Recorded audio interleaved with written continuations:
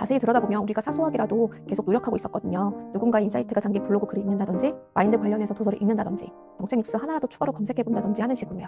문제는 이런 행동들이 너무 사소하고 일상적이라 우리 스스로 이게 뭔 대단한 성과야? 라고 생각해버린다는 거예요. 안녕하세요. 머니풀입니다. 6년 동안 투자를 해오면서 제일 절실하게 깨달은 게 하나 있어요. 바로 자기만의 투자 패턴을 확립하는 거예요. 솔직히 말씀드리면 저도 처음부터 잘한 건 아니었어요. 투자 내역이랑 판단 근거를 꼼꼼하게 적어둔 때가 있었고요. 귀찮아서 거의 방치했던 기간도 있었거든요. 그런데 이 두 시기를 놓고 비교해보니까 확실한 차이가 보이더라고요. 기록을 제대로 안 남겼을 때는 시장 분위기가 좋으면 덩달아 들뜨고 안 좋으면 불안해지고 결국 제 감정이랑 주변 분위기에 투자 판단이 계속 좌우됐어요. 반대로 루틴을 유지했을 때는 훨씬 중심을 잡고 투자할 수 있었어요. 그래서 제가 이 루틴이 얼마나 중요한지, 실제로 어떤 차이를 만드는지 제 경험을 바탕으로 얘기해 보려고 해요. 참 사람이 이상한 게 내가 지난주까지 열심히 살고 이번 주에 갑자기 금리가 오른다는 뉴스 하나, 통장 잔고가 생각보다 줄어든 것만 봐도 나 왜 이렇게 못하지? 이번 달도 망했다. 이렇게 순식간에 감정적으로 무너지는 경향이 있더라고요. 근데 제가 지금 그동안 쌓아온 기록들을 다시 펼쳐보면요. 가계부든 부동산 현장 답사든 메모든 시세를 체크한 엑셀 시트든 간에 완전히 헛발질한 날은 거의 없더라고요. 자세히 들여다보면 우리가 사소하게라도 계속 노력하고 있었거든요. 누군가 인사이트가 담긴 블로그 글을 읽는다든지, 마인드 관련해서 도서를 읽는다든지, 정책 뉴스 하나라도 추가로 검색해본다든지 하는 식으로요. 문제는 이런 행동들이 너무 사소하고 일상적이라 우리 스스로 이게 뭔 대단한 성과야? 라고 생각해버린다는 거예요. 통치로 인식하지 못하는 거죠. 그래서 저는 하루에 투자 관련해서 뭘 공부했는지 구체적으로 기록해둡니다. 주간 목표부터 월간 계획까지 전부요. 저에게는 5가지 투자 루틴이 있어요. 첫 번째, 아침에 2시간, 세상을 읽는 시간이에요. 저는 평범한 월급쟁이입니다. 출근 전에 아침 2시간이 정말 소중하죠. 이때는 저는 일어나서 30분만 투자해서 뉴스를 봐요. 거시경제 체크인데요. 미국 금리가 어떻게 됐는지, 환율은 어떻게 가고 있는지, 유가나 원자재 가격은 어떤지, 부동산 뉴스는 어떤지 등을 체크해 봅니다. 사실 저희가 2022년도에 금리가 오르면서 전세 가격이 하락하고 월세로 쏠린 기간들이 있었잖아요. 그때 부동산 시장에도 영향을 줬다는 거죠. 미리 파악하고 있었다면 무리한 투자를 안 했겠죠? 그다음은 저는 블로그 글을 읽는 편이에요. 특히 제가 좋아하는 분은 메르님인데요. 정말 꾸준히 읽는 편이에요. 이분들의 시장을 바라보는 프레임 자체가 다르거든요. 저는 이걸 그냥 읽고 마는 게 아니라 중요한 부분은 노트에 옮겨 적고 제 생각을 덧붙여서 간단하게라도 블로그에 정리해요. 이 정책이 내가 보고 있는 지역에는 어떤 영향을 미칠까 이렇게요.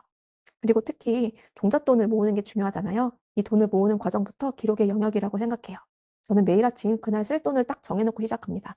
오늘 식비로 딱 2만 원만 쓴다 이렇게요. 2시간의 루틴이 하루 종일 회사에서 일할 때도 저를 투자자로 만들어줘요. 두 번째 루틴은 점심시간에 30분입니다. 시세를 눈에 익히는 거예요. 점심을 먹고 나면 커피 한 잔 들고 잠깐 쉬잖아요. 저는 이때 네이버 부동산 어플을 켜서 제가 보고 있는 단지 10군데의 시세를 확인해요. 단 10분이면 충분합니다. 매물이 늘었는지 줄었는지, 실거래가는 어떤지 등을 확인해 보면 시장의 온도가 느껴지기 시작해요. 저희가 관심을 가지다 보면 더 섬세하게 볼 수 있잖아요. 도시락을 싸서 다니는 편인데 10분 정도 빨리 먹고 하는 편이에요. 네, 그리고 나머지 20분 정도는 블로그를 하기 때문에 블로그 글을 쓰는 편입니다. 세 번째 루틴, 저녁의 시간이에요. 소비를 체크하고 미국 주식을 세팅합니다. 퇴근하고 집에 오면 정말 피곤하잖아요. 아이들이 자고 나면 거의 10시 정도 됩니다. 저는 자기 전에 반드시 가계부를 쓰는 편이고요. 사실 솔직히 얘기하면 주 2회 정도 쓰는 것 같아요. 오늘 쓴 돈 하나하나를 좀 기록하는 편이죠. 특히 변동 지출비만 기록하는 편이고요. 손으로 쓰는 가계부는 일주일에 2번 정도 쓰는 편이에요. 그리고 2-3일간의 모든 수입과 지출을 자기 전에 확인함으로써 남편과 같이 공유를 하는 편이에요. 이렇게 감정적으로 자책을 하지 않고 좀 더 적어 보면은 절제를 할 수 있게 되는 것 같아요. 미국 주식의 장이 시작되기 때문에 지정가로 매수해 놓고 혹은 LOC로 매수해 놓고 매도를 해 놓는 경우 등은 평일의 루틴이 그렇습니다.